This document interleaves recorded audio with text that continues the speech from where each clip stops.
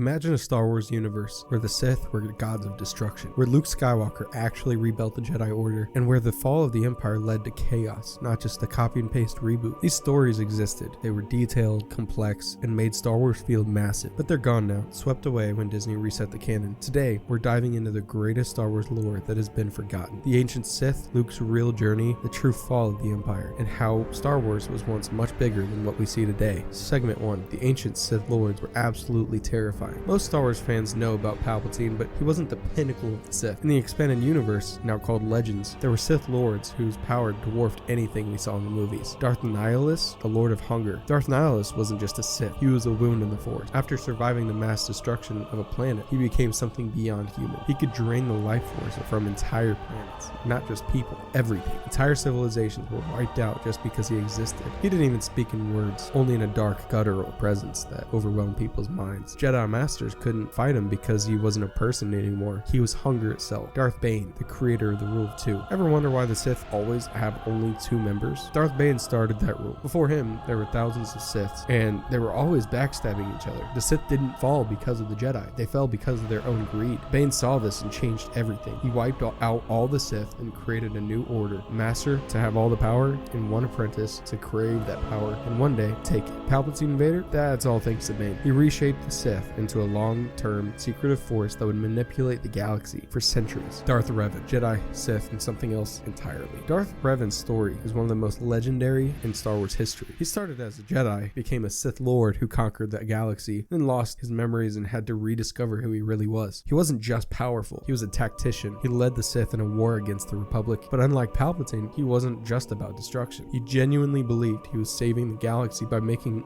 it stronger through war. Then the Jedi wiped his mind. He woke up with no memory of who he was and had to choose his path all over again. Would he go back to the dark side or redeem himself? Revan's story was one of philosophy, war, and identity. It made the Force feel bigger than just light versus dark. These Sith Lords weren't just villains. They were forces of nature, manipulators, and warriors with deep philosophies. They made the Sith feel ancient, terrifying, and more than just Palpatine 2.0. Segment 2. Luke Skywalker's real story is way better. In Disney's canon, Luke's story ended in failure, but in Legends, he rebuilt the Order. Luke saw out lost Jedi knowledge. He traveled to ancient temples, found holocrons, and learned from Force ghosts. He didn't just restart the Jedi, he made them better. His new Jedi Order wasn't the rigid, emotionless council we saw in the prequel. He allowed attachment. He trained students in different ways. One of his most powerful apprentices was his nephew, Ben Skywalker, not Kylo Ren. And unlike the sequels, Luke never gave up. He fought Sith warlords, survived massive galactic conflicts, and even confronted a far worse being than Palpatine, Abeloth, a dark entity that was nearly a god. Luke in Legends wasn't perfect, but he felt like the ultimate Jedi Master. Segment 3. The Empire's fall was actually interesting. In Disney sequels, the Empire fell, then just came back as the First Order. But in the expanded universe, the Empire didn't just disappear. Instead, it splintered into warlords. Each of them fought for control, leading to massive conflicts. One of the best parts, some Imperial leaders actually joined the New Republic. They weren't all cartoon villains. Some of them believed in the Order, but didn't support Palpatine's cruelty. Then there was Grand Admiral Thrawn. Unlike Palpatine, he didn't use the Force. He used strategy. He studied his enemies' art, predicted their tactics, and outmaneuvered them in battle. The Empire's fall wasn't just a reset button. It was a long, complicated struggle with heroes and villains on both sides. Segment 4. The real Jedi were more complex. Disney's canon treats the Jedi as failures, but in Legends, there were so much more. The Jedi of the past had different philosophies. Some were strict, like the prequel era Jedi. Others, like Qui-Gon Jinn, believed the Force was about balance, not just rules. Then there were gray Jedi, Force users who walked the line between light and dark. They weren't evil, but they